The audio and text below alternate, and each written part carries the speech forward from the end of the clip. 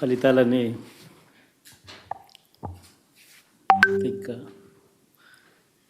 దాదాపుగా కొలిక్కొస్తా ఉన్నట్టున్నాయి.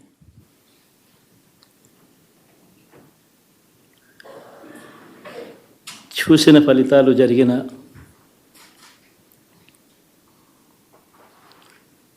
పరిస్థితులు చూస్తే నిజంగా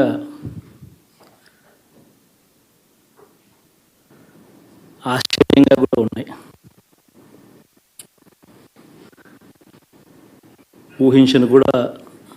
ఊహించలేదు ఇలా జరుగుతుందని, ఇలా వస్తాయని కూడా. బట్ ఎస్,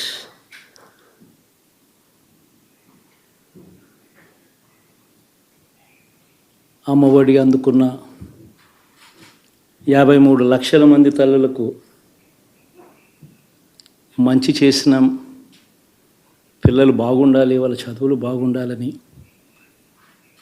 తాపత్రయపడుతూ అడుగులు వేశాం. మరి అక్క చెల్లెమ్మల ఓట్లు ఏమయ్యాయో తెలీదు. 66 లక్షల మంది అవ్వాతాతలకు, వితంతులకు, వికలాంగులకు గతంలో ఎప్పుడు జరగని విధంగా మంచి చేశాం. వారి కష్టాల్లో తోడుగా ఉంటూ, వారి కష్టాన్ని అర్థం చేసుకుంటూ, వారి ఇంటికే పంపించే వ్యవస్థను సైతం తీసుకొస్తూ, గతంలో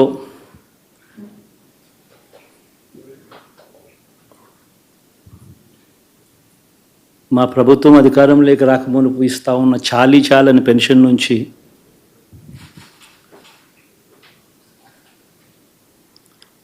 ఎంతో మంచి చేస్తూ అడుగులు వేసినా కూడా ఆ అవ్వాతాతలు చూపిన ఆప్యాయత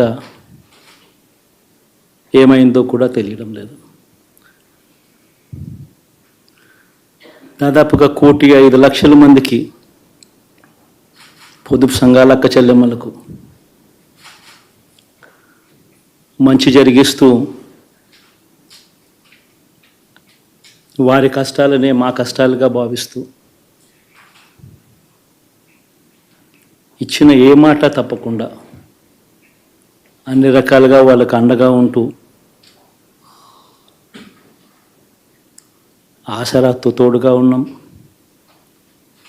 0 వడ్డీతో సైతం అండగా ఉన్నాం, చేయూత సైతం తోడుగా ఉంటూ నిలిచాం. మరి ఆ 1,05,00,000 మంది అక్క చెల్లెమ్మల ప్రేమాభిమానాలు ఏమయ్యాయో తెలియవు. 26 లక్షల మంది చేయూతను అందుకుంటున్న అక్క చెల్లెమ్మలు, వారి ఆప్యాయత ఏమైందో తెలీదు.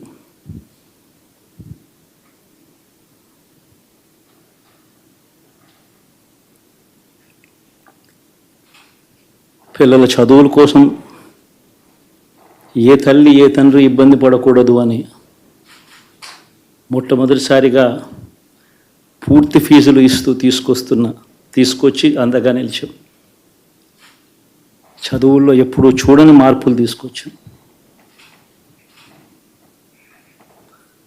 దాదాపుగా 12 లక్షల మందికి సంవత్సరానికి మంచి జరిగిస్తూ, ఆ పిల్లలు, ఆ తల్లుల అభిమానం ఏమైందో కూడా తెలియదు.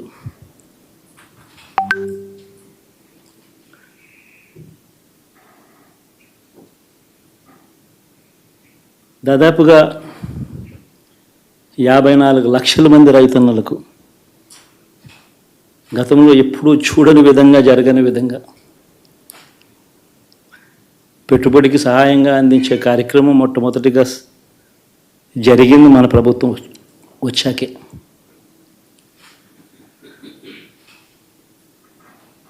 మరి అంతగా రైతన్నలకు తోడుగా ఉంటూ, రైతన్నలకు రైతు భరోసా ఇవ్వడం కానీ, సమయానికే వారికి ఇన్పుట్ సబ్సిడీ ఎప్పుడు జరగని విధంగా సీజన్ ముగిసేలోగానే ఇచ్చే కార్యక్రమం కానీ, ఉచిత ఇన్సూరెన్స్ కానీ, పగటిపూట 9 గంటలు ఇచ్చే కార్యక్రమం కానీ, ఉచిత విద్యుత్ ఇచ్చే కార్యక్రమం కానీ, మరి 1/2 కోటి మంది రైతన్నల ప్రేమ ఏమైందో తెలియదు.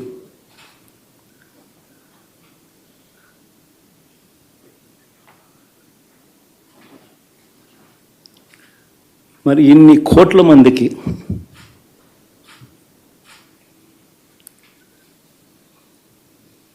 పేదవాడికి తోడుగా ఉంటూ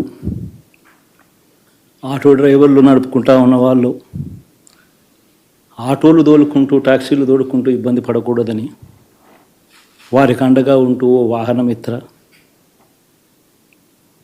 నేతన్నలకు అండగా ఉంటూ ఓ నేతన్న నేస్తం, మత్స్యకారులకు తోడుగా ఉంటూ మత్స్యకార భరోసా, ఫుట్పాత్ మీద చిన్న చిన్న ఇడ్లీ షాపులు పెట్టుకొని నడుపుకుంటూ, చిన్న చిన్న బంకులు పెట్టుకొని నడుపుకుంటూ,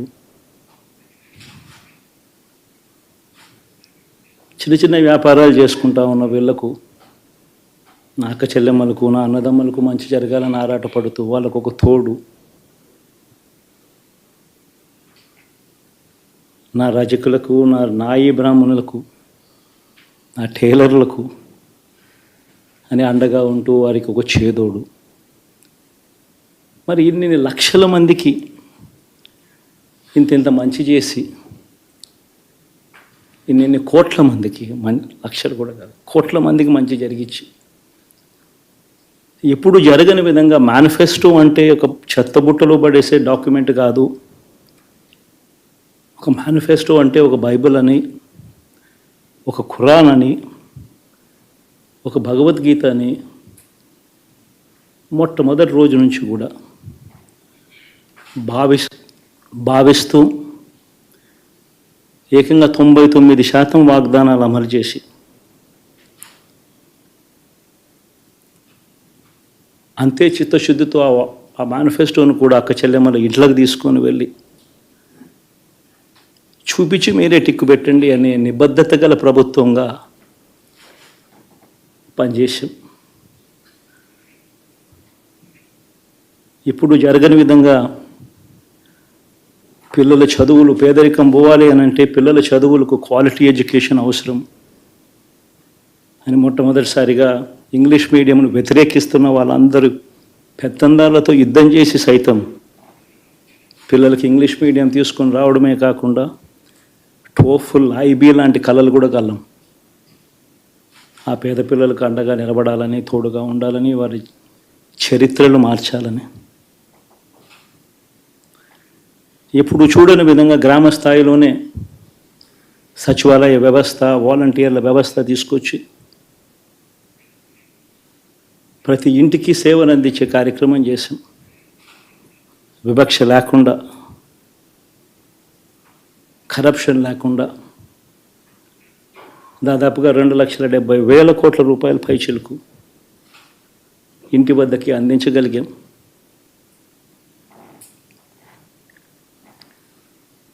ఇప్పుడు చూడని మార్పులు తీసుకురావడమే కాకుండా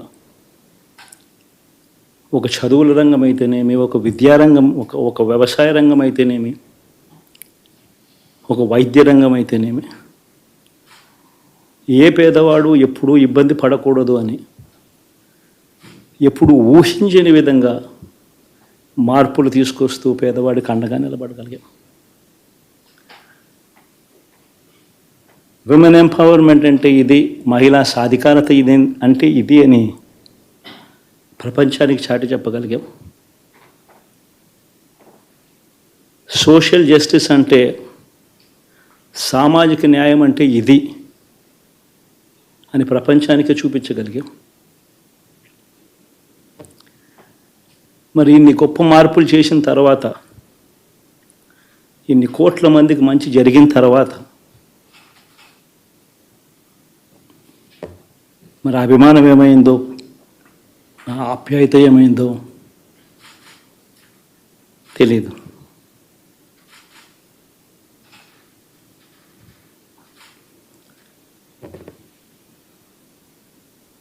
ఎవరో మోసం చేశారు, ఎవరో అన్యాయం చేశారు అని చెప్పి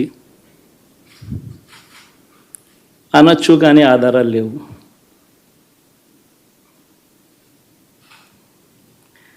ఏం జరిగిందో దేవుడికి తెలుసు. పెద్ద నేనైతే చేయగలిగింది ఏమీ లేదు. ప్రజల తీర్పు తీసుకుంటాం,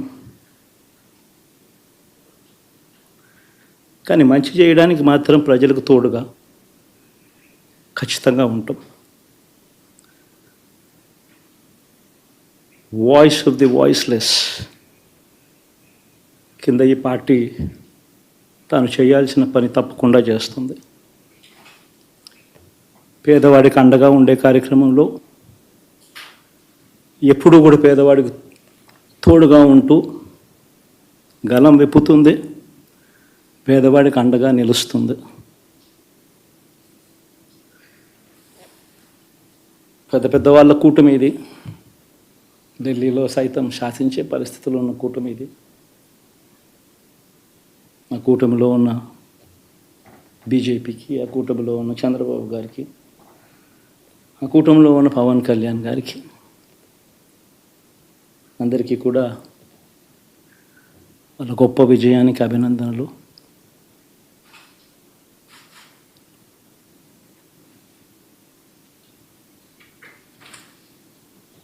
ఓడిపోయినా కూడా నా ప్రతి కష్టంలో కూడా తోడుగా అండగా నిలబడిన నా ప్రతి నాయకుడికి, ప్రతి కార్యకర్తకు, ప్రతి వాలంటీర్కు, ప్రతి ఇంట్లో నుంచి వచ్చిన ప్రతి స్టార్ క్యాంపెయినర్గా నాకు తోడుగా నిలబడిన నా అక్క చెల్లెమ్మలకు, అన్నదమ్ములకు, మీ అందరికీ మనస్ఫూర్తిగా మీ అందరికీ కూడా కృతజ్ఞతలు తెలియజేస్తా ఉన్నాను.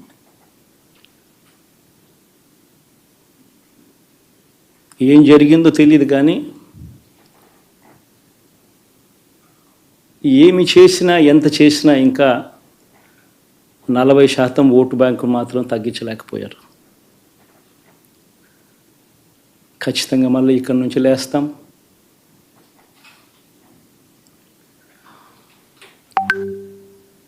మళ్ళీ ఇక్కడి నుంచి గుండె ధైర్యంతో నిలబడి మళ్ళీ లేస్తాం. ప్రతిపక్షంలో ఉండడం కొత్త కాదు, పోరాటాలు చేయడం అంతకన్నా కొత్త కాదు. నా రాజకీయ జీవితం అంతా కూడా ప్రతిపక్షంలోనే గడిపా, ఈ 5 సంవత్సరాలు తప్ప. పోరాటాలే చేశా. రాజకీయ జీవితంలో ఎవడు చూడని కష్టాలు కూడా అనుభవించా.